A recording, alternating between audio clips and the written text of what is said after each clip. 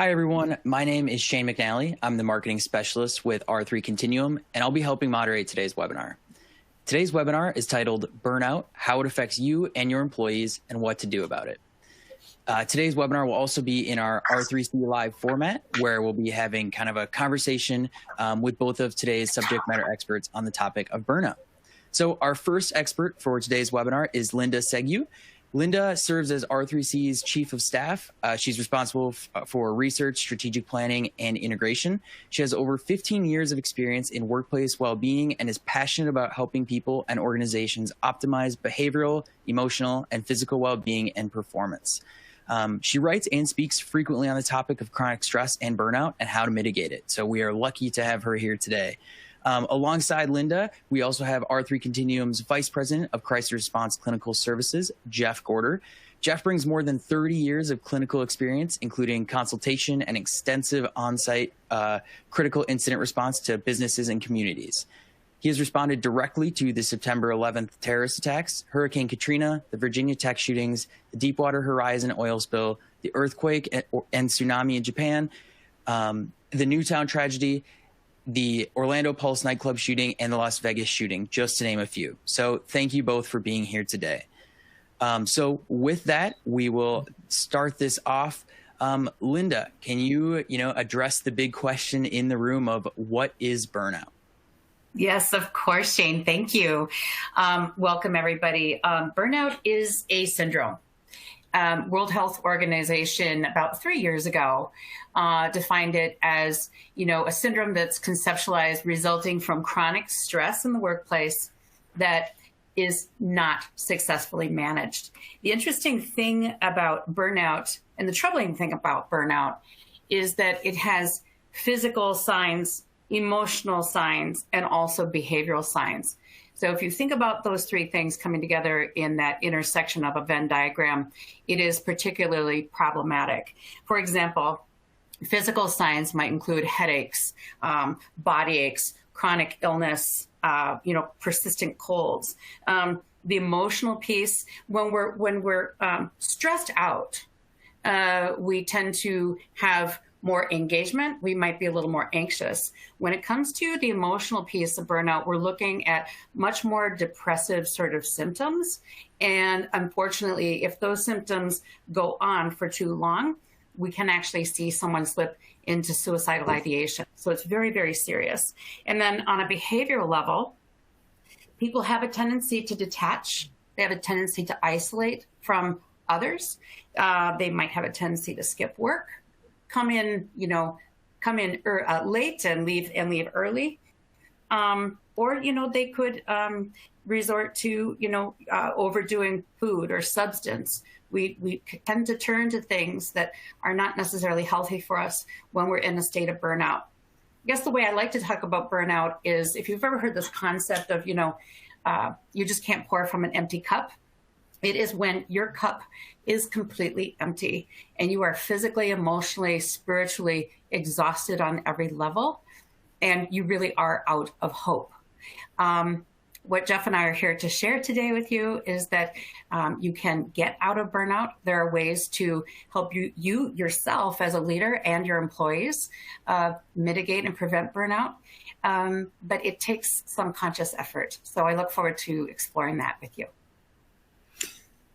And Linda, thanks so much for teeing that up, because I think there's a couple elements to this that I just wanted to highlight as we are in the early stages here. The fact that the World Health Organization has envisioned this problem to be of sufficient severity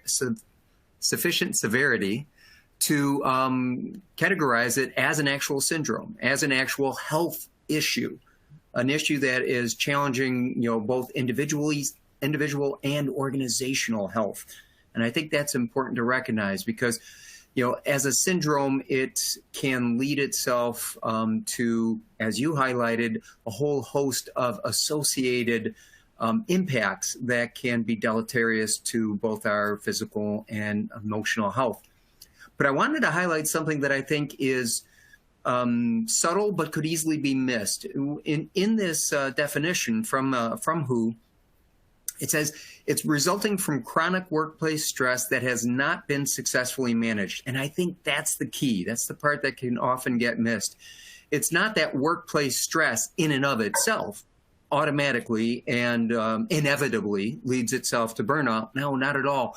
The key phrasing here is it's not been successfully managed. And so it's not, I say this because so often, particularly if somebody is wrestling with burnout, it's easy to give in to the sort of fantasy that, you know what, it's this job, it's only this job, it's about this job. And if I went to that job, why, that job is stress-free. There's workplaces without any stress at all. That is a fantasy. And the reality is that all workplaces have a certain level of stress that goes up and down, just like life. You know, there's nothing that is stress-free. But the chasing after a geographic cure, the idea that if I just left here and go to another place, my burnout will be cured, is again a fantasy and a mistaken belief, and one that ultimately doesn't result in any relief from it. All right. Yes. Well, thank you both. I'm sorry. Go ahead. Sorry, Linda. Shane. Go ahead, please. I was just going to say thank you. And just again on the three main symptoms, you know, I said this was physical, behavioral, and emotional. Some symptoms, and you're going to be getting a follow-up after this webinar with more symptoms of burnout. But it's this depletion, this utter exhaustion. It's this distancing, not only from your job, but from people. You know, we see this happen with physicians a lot, where they just begin to remove themselves from their patients, and they're not intending to, they're hurting. And then, of course, reduce professional productivity. So as Jeff said, this is not only a personal and professional issue, but an organizational one as well. And the good news is there's a lot you can do about it, both from a behavioral health perspective and a business perspective. Exactly. No, and I think that those three really help us begin to wrap our minds around it, because you know, those physical, emotional, and cognitive symptoms, as you described, are certainly a reflection of that loss of energy, that sort of emotional exhaustion, the cognitive exhaustion. I just can't solve another problem. It's so difficult to try and put the thoughts together. But one of the key elements here, and this is something, again, I'm just highlighting this because I think it's particularly useful for folks who find themselves in leadership or executive positions, that increased mental distance. So another phrasing for that, and one that may be perhaps familiar as well for other folks, is the concept of engagement versus disengagement. And engagement is it's a long-standing key metric used in business situations to determine how creative, how engaged, how energetic, how excited are people about being at work. And so that disengagement is a key indicator of of burnout. But when you have high levels of engagement, that is in fact a protective element. Research is very clear that is one of the resilient or hardiness factors that helps to avoid burnout. The more engaged I feel in my workplace, the less burnout I am likely to feel. It is a protective factor, and so it's a key element to it. And then one other comment that I just wanted on that professional productivity, and we tend to, again, think of productivity, strictly from, how well did I do the exact aspects of my job? How many pieces did I produce today, to use a very basic sort of a framework. But I highlight that particularly for those who are in leadership positions, it's not so much about how many pieces I produced, it's about how well did I lead. That's a little bit harder to get your fingers on. It's a little bit more of a trickier aspect to gauge. And I highlight that for burnout, when we talked about the difference between stress and burnout, that stress tends to be driven by the external situation. I'm overwhelmed. I have too many things to do, or I am committed to too many things. I'm overcommitted. I feel myself stretched. My energy's being drained. Burnout is more not the external situation, but my internal disposition. It's what I think this feeling, this discomfort, this distress I'm experiencing, how do I interpret it? What do I think it says about me as a person, about me as a leader, about me and my role with this organization? And spoiler alert, for many executives, we tend to be harsh on ourselves. We tend to view this as, I'll tell you what it means. It means I'm dropping the ball. It means I'm failing. It means I'm not doing it right. And that only exacerbates and lends itself to this level of burnout and makes it harder to begin to address if I think that it's all about me. Yeah, I do want to take a look. Oh, go ahead, Shane. I was just going to say, I completely agree. And it sounds like from both of you, we're seeing studies now from the World Health Organization. We're seeing so many people that are impacted with it, with burnout, that is. And it's such a more, a few years ago, granted, I was in college still, but I didn't even know what burnout was. And people were still going through it. But now I completely know it. It's becoming such a prominent thing in just so many different articles I've been reading regarding, stress, everything like that, and just kind of the work environment that people are going through, especially in different industries. I cut you off just before you were about to start, but can you kind of, Jeff, discuss the magnitude of it and go a little bit more and give us talk over some of these stats? No, thanks, Shane. Yeah, and I think you hit the nail right on the head. You really articulated it. It is not just something that happens to a few folks. Recent polling from Gallup and others have indicated that 75% of workers have experienced burnout at some particular time. So it is not relegated just to a few or something that only a handful of folks have experienced. The vast majority of workers, including leaders, have experienced burnout, and specifically in this context in which we still find ourselves in with a global pandemic, 40% of workers have specifically said it's been increased. They have experienced it in the context of pandemic. And in fact, 67% of all workers say that burnout has worsened over the course of the pandemic. One could almost say it's a pandemic within a pandemic, because the physical and health challenges that the pandemic brings on and all the stressors that result with it, and how often we turn to the workplace thinking, well, here's a place, here's a venue in which I can operate and perhaps feel like my efforts can have an impact, where I can feel like my energies have some correlation with progress, with something happening and performing the usual duties that I perform on a regular basis. If I'm feeling not only the challenge of the external pandemic, but also the internal pandemic of burnout, that just, again, exacerbates the situation. And surprisingly, it's not just one workplace perspective, as if to say, well, it's the employees who are experiencing it, but leadership is in a better position. It's virtually indistinguishable. The recent polling shows that 24% of individual workers are feeling it, and 26% of managers are feeling burnout as well. So it's again endemic across the workplace setting. Yeah, that's so clearly, as you just reiterated, there's a severe magnitude to it. There's a lot of different positions that are being impacted differently, but everybody seems to be feeling it, especially as of the last few years. So with that said, knowing the magnitude of burnout and everything, Linda, can you kind of touch on like the impact that burnout truly does have? Yeah, of course. I'd be happy to.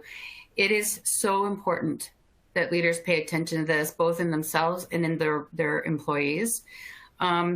This can drive an exodus out of your organization. These folks are, over 2.5 times more likely to be seeking a different job.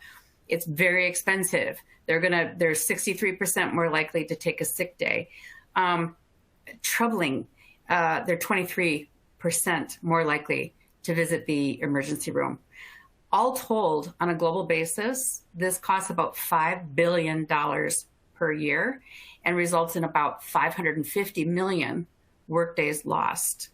So when you think about the impact, not just in your organization, but on the community, on the economy.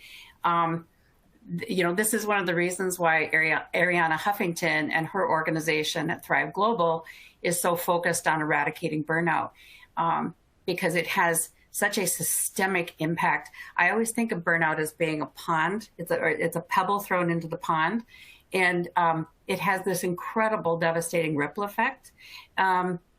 So paying attention to it, catching the signs, taking proactive steps to ensure that you and your people are protected. It's very, very important.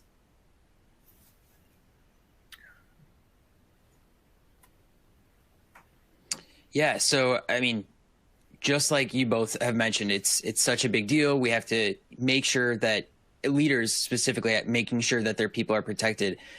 So just as the slide, says here, what can leaders do? Linda, do you want to start that one off? Sure. Jeff is going to talk about the behavioral health piece. But in my experience and in the research, we need to take a multi-pronged approach, specifically looking at the lens of behavioral health, coupled with some key business decisions and business actions that you can take. It's very difficult to get at burnout unless you're looking at these two issues kind of simultaneously. And it's remarkable how if you just shift a couple things on the business side, or if you shift a couple things on the behavioral health side, how big of a difference you can make as a leader, not only in the near term, but in the long term with your employees. So, Jeff, do you want to talk about the behavioral health pieces? Sure. and what you would suggest that leaders do?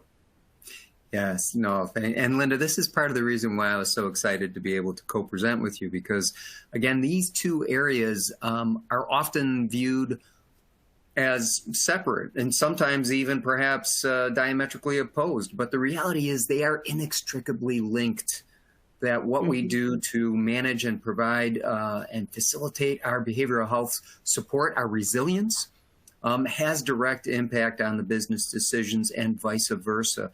It's been said before, but taking care of you is taking care of your business, and taking care of your people starts with what you're able to do and how you could present.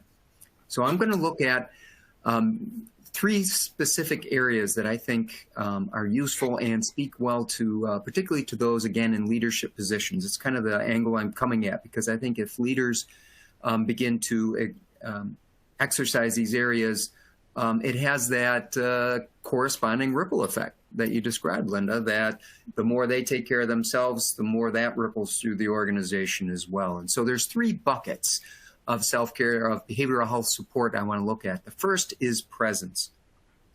And by that, I mean having frequent periodic check-ins with your leadership team, with your line workers, with those who you view as supports for yourself as well. Checking into them, checking in with folks. And I say this because never underestimate the value of personal contact, especially in this COVID context in which we have found so many of our,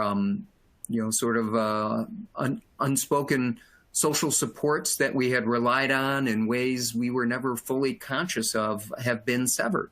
And so being able to re-engage and to have periodic check-ins all throughout the organization is a powerful example of presence and how that can begin to pull folks forward.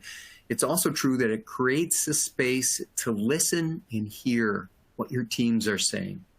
Again, don't underestimate the value of that. When your teams feel heard, when they feel that they can share their feedback, their experience. In fact, again, recent polling shows that one of the key elements for again, a protective factor against burnout is when employees feel that their feedback has been heard, their opinions have been validated, as they have been acknowledged. That is such a key element. We talked before about how engagement is a key business metric. Being able to create the space where you are able to listen and hear your employees, your teams, what they're saying, increases that engagement and pays dividends tenfold. So one particular way to do that is what I call the ACT model. I would encourage you to use that. And ACT stands for three things. A is acknowledge, C is communicate, T is transition.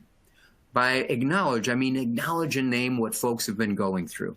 I mean, simply calling it for what it is, being able to say, man, it has been a heck of a 19 months that we've been through, folks. And I know there have been so many challenges, so many barriers and obstacles that we've faced and overcome. Just simply calling it for what it is and starting with the reality that, yes, we have all been challenged. I get it.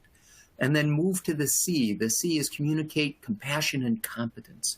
Being able to say, I know that this has had challenges, some that perhaps I'm aware of, others that I suspect I don't have any idea to. But I have been impressed with how you have handled it, by the strength you've exhibited. Every day that you show up is a key indicator of your resilience, and I appreciate it. Being able to simply express an understanding that you get it. We've all been through the ringer, and that everybody who has held their posts throughout the course of this challenge, that is something worth recognizing. And so that's communicating. And then T is transition to a future focus, being able to say, now, here's what the next couple of days, here's what the next week, here's what the next month looks like. Being able to just simply articulate the vision. Here's where we're going. Here's the plan. Here's what the next steps look like.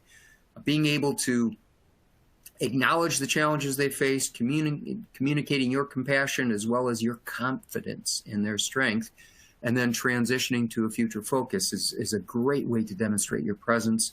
And then finally, lead by example, being able to demonstrate that self-care when you're taking care of yourself, when you are taking advantage of the resources available. It's leading by example. That opens the door for your teams, your reports, your employees to say, if the leader's doing this, then I think I can do this too. If they say the leader never takes advantage of it, why should I? Is there something wrong with it? So lead by example. The next bucket is perseverance. I'm going to just speed it up a bit. But again, simply acknowledging this is a marathon. We need to set our pace accordingly. We are not in the same place that we were in February, March, and April of 2020. We are not. We have moved forward. We have progressed. We are in a different phase, but we are not out of the woods yet. And so it's important that we set our pace accordingly to be able to continue to have the perseverance, the energy I need to make it through the next goals. And part of that is acknowledging that the goal is management, not immediate resolution. Progress, not perfection. As much as we all want this to be gone, as much as I would like the pandemic to no longer be an issue, as much as I would like burnout not to be a concern that I need to pay attention to, we're not there yet. It's progress, not perfection. It's not how do I make it all go away? It's what do I need to do today and tomorrow and for the week after that? Progress. And a key way that many business leaders have found to improve that perseverance is to envision the post-pandemic future, to be able to ask themselves, what will I be doing when pandemic is no longer the issue? What will I be doing when I don't feel so burned out? And then, can I start doing some of that now? Are there some pieces of that vision that as I envision that positive future, what parts of that can I start doing now? Even if I don't feel like it, can I just start doing it? And it turns out that when I start doing it, the feelings catch up. That, to put it bluntly and somewhat crassly, fake it till you make it. That if I begin to do those positive things, it turns out my emotions, my feelings will sync up with that. And I begin to make progress. So just small steps forward. And finally, the last bucket is purpose. Being able to, as I said, recognizing and articulating that vision and the unique value of this moment. Folks, let's not forget, this is a once-in-a-century challenge. This pandemic doesn't happen every day. This doesn't happen every year. This is the last time was 1914. I mean, we are more than 100 years since this happened. This is a life-defining moment.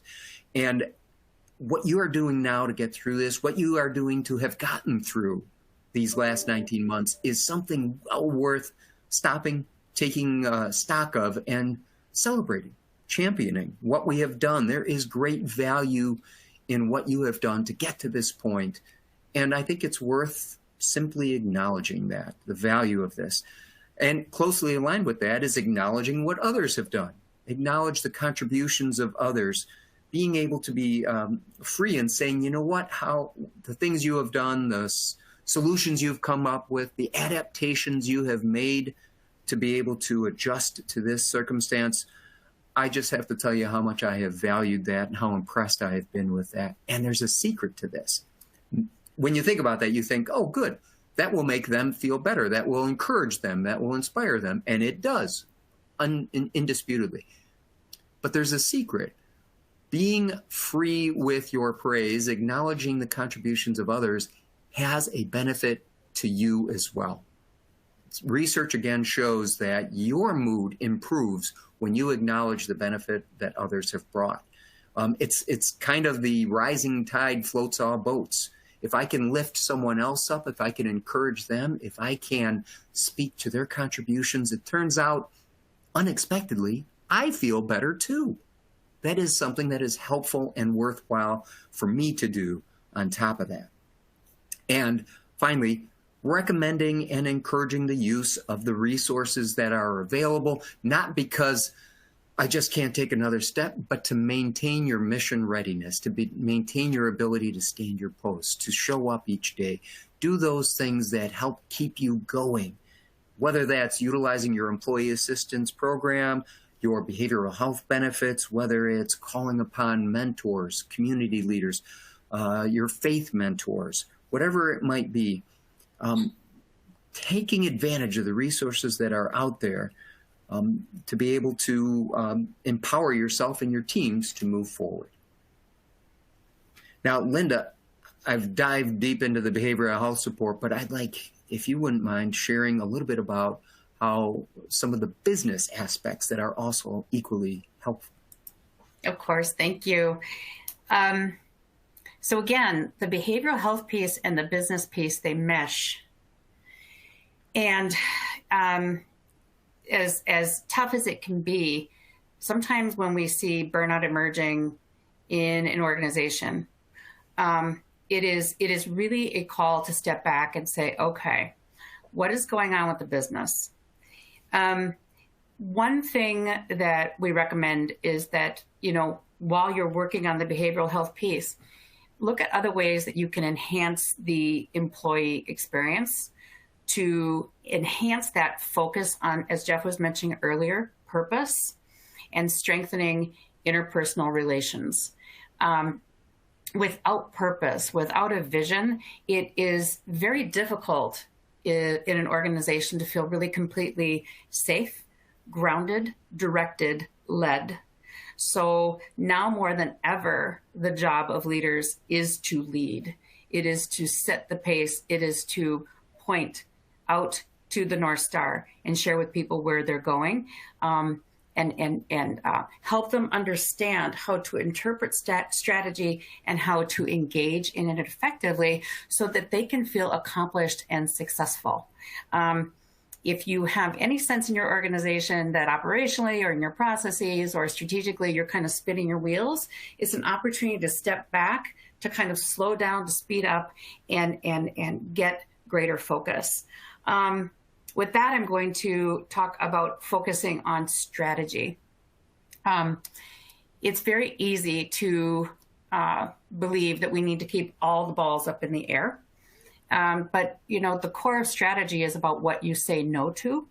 And especially in these times, if your focus is kind of scattered, it is an opportunity to get together with your executive team and say, okay, what are we going to sacrifice? What are we going to put down? And what are we going to pick up?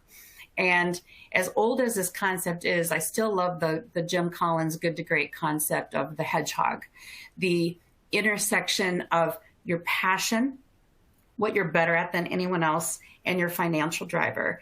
That is a concept that we've been lifting back into the fore at R3 Continuum. It is so powerful in terms of making strategic decisions and fostering strategic focus by looking at that Venn diagram. Where's our passion? What do we do best? And what's our financial driver? It actually creates a framework that helps you understand, okay, here's what we put down. And some of you leaders, you might be running a division, you might be running a department. It's not that you need to have the hedgehog for the entire organization necessarily. You and your team, your staff members, you can sit down and you can focus on your own little micro hedgehog, which can be enormously helpful and very grounding for people in a time of accelerated change and complexity. The next thing that we suggest is, from the business angle, it's no time like the present to kind of shore up your processes, shore up your platforms, choose the tools that make work more efficient. I've done a good deal of work in healthcare surrounding burnout. And, if EMS people are short a few ambulances, it's going to be very difficult to do their job. Capital equipment, capital expenditures like that, they need to be made. If this is that moment where that people don't have what they need to do their jobs effectively, sometimes it is just time to kind of bite the bullet and do it, because the impact on people's well-being and the impact both near-term and long-term on the performance of the organization is significant. Again, kind of keying off what Jeff said earlier, this is the time to frequently communicate to your employees just how much you authentically value them. More so than compensation, more so than the type of work. People leave because they don't align with the company's values and they don't feel valued. We all have challenges sometimes using our words, myself included.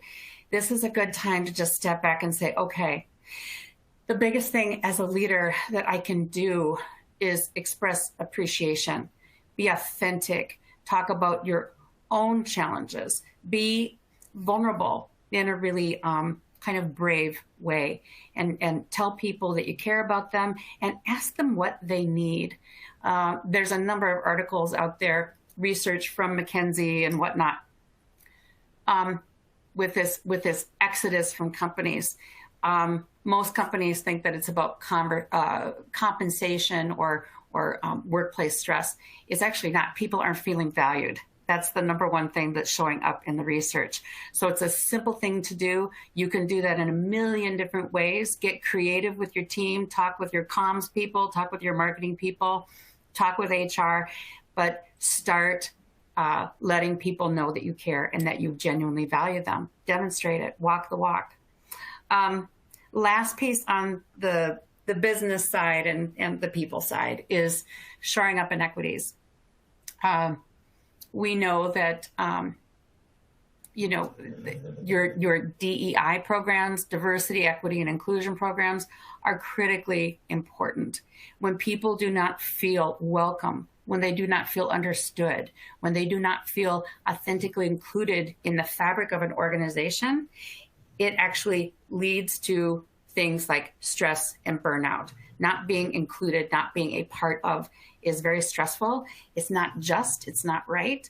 And if ever there was a time to really focus on your DEI programs, I believe that it is now. It's one of the ways that you can really make a demonstrable difference to your employees. You set the tone, you set the pace, and it will make a definite long-term difference in the performance of your business. It'll help you attract and retain the very best people in a day and age where we know that people are reconsidering what work itself means. So those are just some suggestions through the lens of kind of the people and the business side that I'd invite you to explore. Linda, I so loved what you shared there, particularly that last bit about sharing up in the inequities, because part of what I'm hearing you say as well is how business leaders are instrumental in creating that culture of safety. And that particularly when we think about all that we have faced, all that we have gone through, and if you have employees or others on your leadership team who are, as we talked about before, feeling exhausted, feeling disengaged, feeling overwhelmed and empty. Creating a culture of safety is so important to be able to open the door for next steps, for moving forward. And by culture of safety, again, I just want to be clear, I'm not talking about necessarily OSHA-related safety issues about having enough nonstick surfaces and things of that nature. What I mean is for people to be able to share opinions, to feel like I can venture a thought here and know that it will be received with respect. It's not that I have to acknowledge or take every idea, every opinion, but my team has to know that they can speak, that they have a voice, and that they will be heard. Along with that safety is being able to be creative. The safety to be creative. Are in unprecedented times. We have had to adapt and change and adjust so many different ways. That requires a tremendous amount of creativity.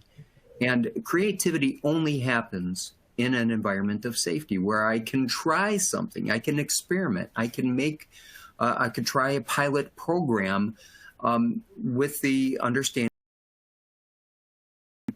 the green light to do so. I have the support of the organization to be creative in the midst of these unprecedented times. And part of that, the last bit of safety I just wanted to comment on, is it's safe to fail.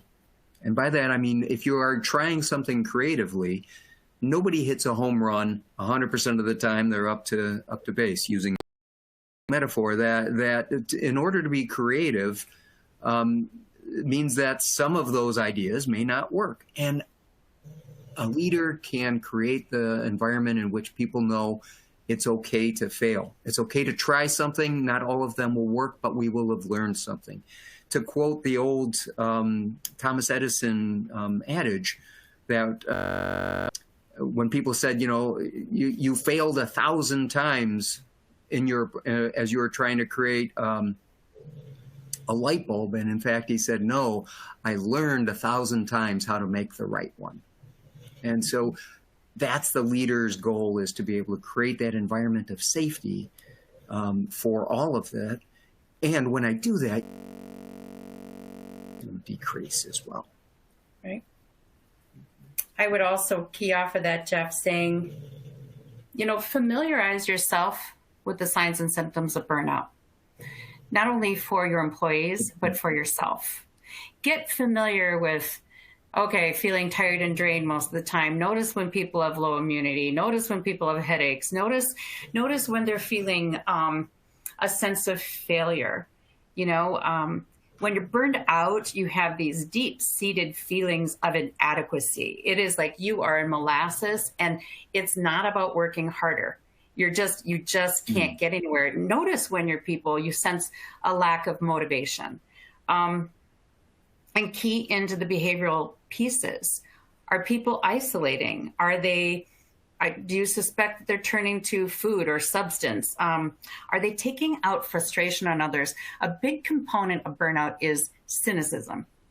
And cynicism, as a great therapist told me once, he said, cynicism is anger turned sideways.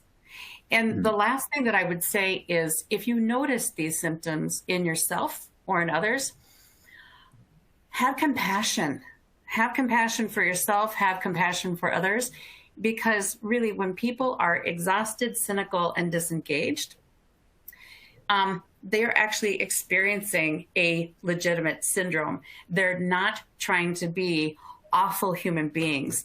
They are in pain. And try to have the self-awareness as a leader to notice, okay, you're in pain. You're not being a jerk. You're in pain. And notice the difference, and then get proactive. Say, how are you doing? It looks like you're kind of tapped out, I'm seeing some things. What kind of support do you need? You got to open up the conversations. Would you agree, Jeff? I could not agree more. That is, I think you hit it again right on the head, particularly that area. And I want to just highlight that cynicism is it's a subtle thing. It's an attitude shift that can so easily be missed, but it is one of the hallmarks of burnout, particularly for those who are in helping professions, for example, in healthcare settings. And I think we can all agree that healthcare workers have been at the front lines for so long. They are particularly prone to that sense of exhaustion and that sense of depletion in the face of this prolonged stressor, no doubt about it. And how would I recognize that cynicism? When I begin to have a negative aspect, when I begin to blame those who I'm trying to help, when I begin to feel as if, well, why didn't they do X, Y, and Z? How did they not see this coming? What's wrong? Why did they wait so long? That when I begin to blame those who are in pain, as opposed to thinking, how do I help alleviate that pain, is a hallmark sign of the cynicism that reflects burnout.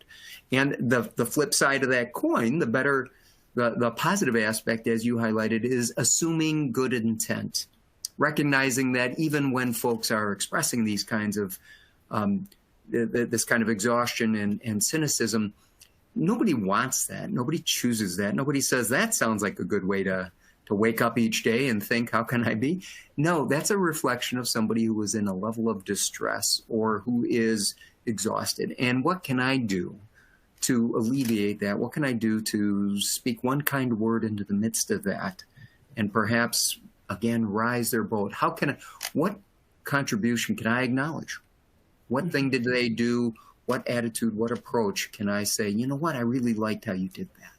And just sometimes a simple act of unexpected human kindness like that can again change the course and help people to say, you know what, maybe it can be different. Maybe it can be better.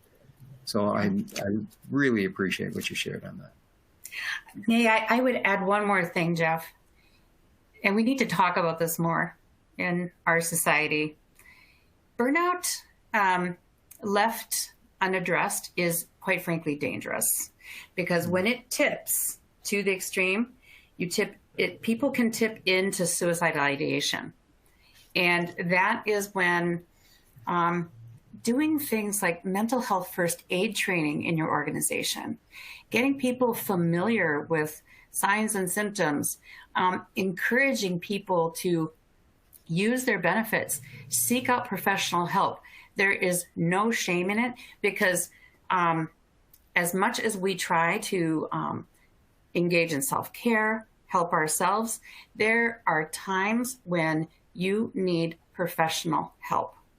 And if you see somebody hurting, it is time to bring it up to them and to, with mental health first aid, your job is not to diagnose. Your job is to notice, to share compassion and concern, and open up doorways that the person can choose to step through. They get to choose the modality that works for them, but doing that in a conscientious way, in a compassionate way, it's very, very important. Jeff, do you have anything to add to that, since you really are the specialist here? Oh, you again, I'm so glad that you highlighted that, because I think there is, there is a unique opportunity in this moment for business leaders to be able to support, champion, encourage, and direct folks towards behavioral health resources in a way that I would say, so often people talk about stigma, talk about a resistance. I don't want to address that. If I were to seek out behavioral health, is that some sort of failing on my part? I think that the pandemic has been a great equalizer, that all of us have been under a common level of stress. All of us have been challenged beyond what we thought we could perhaps endure, and yet here we are, still standing. And I think for people, if somebody were to come up to me and said, the pandemic has been really stressful, I don't think anybody would say, really? Oh, it's been wonderful for me. I've been just dancing. It's been happy. No, of course not. All of us have been under an incredible level of stress and challenge. And now is the time to be able to recognize anything we can do to help support and address the behavioral wellness of all of us. There's no stigma in that. We've all been through, my goodness, what we have all been through has been, inconceivable, and yet here we are. And so being able to address that, tackle it head on, to recognize that just as I want to maintain my physical health, in the same way I'm maintaining my mental and emotional health. It's no different. It's part of my being. I think that COVID presents an opportunity to eliminate the stigma that might have led people to say, I don't know if I want to call my EAP. I don't know if I want to access my behavioral health resources. No, now is the time. And there's nothing resistant about that. That sounds like common sense in the midst of an unprecedented challenge. And so I really, really think that again, for leaders to lead by example and to highlight that now is the time to take advantage of the resources that are there. Mm-hmm. I've actually seen leaders do this, and I think it's a really simple, wonderful message to send out to people. But when they're on PTO, to actually leave an out of office message that says, I am out of the office. I am on vacation. I am taking time to take care of myself. Mm-hmm. I will be back on Monday, the 5th, and I look forward to seeing you then. Meanwhile, please contact so-and-so if there's an emergency. Those are signals. Those are nudges that you can do. They cost nothing as a leader. Those are simple nudges that you can kind of drip into the water of your employee experience. That's just a little cue that says, you know what, it's okay. It's okay to take care of yourself. I'm taking care of myself. When you got that urge to send that email at 10:15 at night, maybe you don't send it. Maybe you get up early the next morning and send it at 7 a.m. It's the optics on these things that I think leaders really need to consider. And everybody has their eyes on leadership. That's the thing when I coach executives. The first thing I'll say is all eyes are on you. You set the pace, you set the tone. So your own self-care, I guess this would just be kind of my concluding comment, Jeff. Your own self-care, demonstrating that you are taking care of yourself, that you are making it a priority, that you realize that you as a leader, you cannot function with an empty cup. You got to fill yourself up. Talking about it, demonstrating that, it gives so much permission to other people to do the same. They're looking to you for what to do. You are absolutely correct. And that taking care of oneself, again, that is not the thing that I say, well, listen, I'll do that after I've taken care of my team. I'll do that after the work is done. I'll do that. I'll make time for that later. We all know time never comes unless I am intentional about my own self-care. And then again, first off, taking care of ourselves in and of itself is well worth it, because again, if I'm exhausted, I'm no good to anybody. But if I take care of myself, I am also leading by example. I am setting that example that my team will notice and will follow as well. And that pays dividends that you cannot possibly track. It's so valuable for your team to say, okay, I will use my PTO. I will take advantage of the EAP. I will use the wellness resources that the Wellness Committee is presenting, or whatever it might be. I'll simply go for a walk today. How about that? It doesn't have to be elaborate or extensive kinds of activities. Simply going for a walk is a good first step And that starts to generate momentum for the step after that and the one after that. Mm-hmm. And I just would add one more thing, Jeff, because you're giving me ideas here. This happens frequently at R3, and I just appreciate this so much. When we have huddles or L10s or whatever kind of meetings you have on a routine basis, our leaders, we will ask our staff and our team members, hey, what are you doing to take care of yourself these days? Put it into the meeting. Make it part of your ritual. It is really important to talk about. We can talk about business, but we got to talk about and have people share if they're comfortable. Hey, what did you do to take care of yourself this weekend? We learn through storytelling. We learn through listening to others. Really simple things. They cost nothing, but it's a mindfulness. It's a self-awareness from the leader perspective that I think makes a huge difference. I think that's a great point. I know of many business organizations where when they start a leadership meeting, it is part and parcel of the protocol, particularly in safety-sensitive industries, to say, let's just review our safety steps. Let's review our active shooter protocol. Let's review where the exits are, and that is part and parcel of the meetings. And nobody thinks twice about that in safety-sensitive things. How about if I, as a leader, will just say, and what did you do to care for yourself? What's one thing you did to care for yourself since we last met? By building that in, you are creating a culture of safety, is a culture of wellness. And again, that is a simple, easy thing to do that helps to reduce, has a profound impact on burnout. Oh, I could just let you guys keep going. I mean, this is great. Seriously, awesome information, and thank you both. Obviously, I think our audience can see we have two very, very, they're burnout experts. So thank you again both for being here. We do have quite a few questions. Before we have about 7 minutes left here. Before we do hop into it, I did just want to mention, Jeff, you had mentioned stress being kind of like everybody has been stressed since the pandemic started, since COVID-19 started and everything.